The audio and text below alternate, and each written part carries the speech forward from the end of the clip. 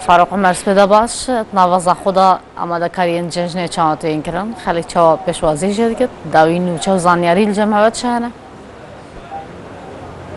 بله سپیده باش دیار دیگل هاتنا جشن قربان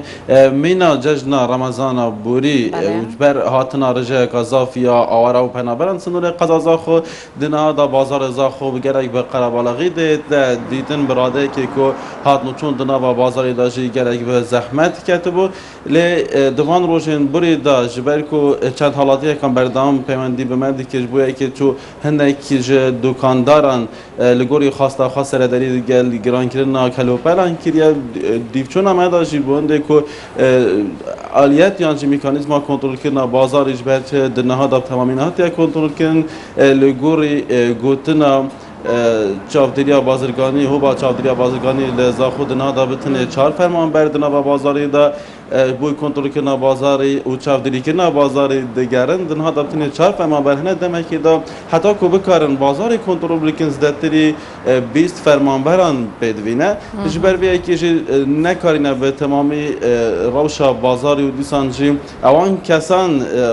گواشتن لسر چه بکنین که دیگل هاتنا هلکفت و جشنان سرداری گوری خواسته خواهد دیگر کلو پلان کم لگوری گوتنا برپس هو با چاودریا بازرگانی ده گوری رنما هم تنه دکارن کنترل که تمام سر فرنه و اوین که گریدای به گاز و غازه و بکم و دیسان گلایشش به چنده بود اگه یوان او چه سرداری گل فرنا بکن تایبت بوجهش نه یعنی ده سبب بینه فکرن یا نه گاز و غازه نادنه و نه فکرن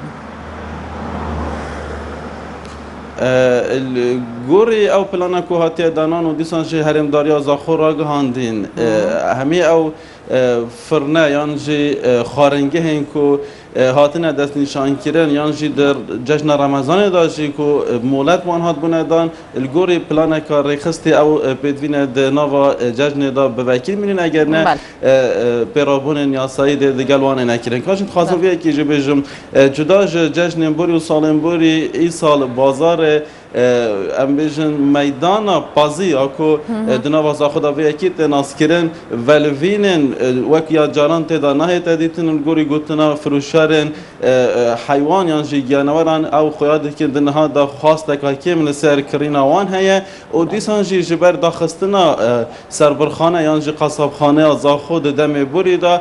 دنها دا حالاتی نچارن نگجارا او قربانی کو بخوازم بکرن یانجی بکنه قربانی لسر جاده آنیان جی لجه نتندرست و نساخلم سر دبرم لگوری گوتنا او کسی که به کار سربرین راد بندم بوری دا جوان راحتی گوتن بدویه لسر برخانه سیمل گوشتی بهنن یان لویر کار سربرین بکن دنها خرابه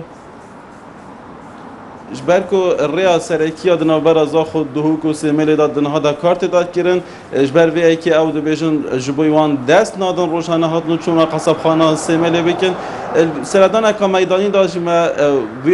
او یک دید کل نزیکی میدان پازی دهنه کابلان دا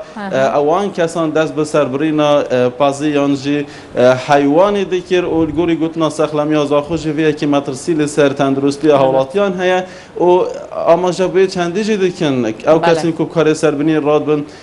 دم بوری داشت داخواست کردن قصابخانه از خوش برکش بر نبونه مرجن ساخلمی هاتو بود داخستن یانجی مرجن ساخلمی تدا بین دابین کردن و دست به کار ببه یانجی دست به چه کردن قصابخانه کادی بید کردن دا کد روزانه قصد سیمل نکن. بله سپاس با پیام نرم فاروق عمر کوش از خود گل مداوی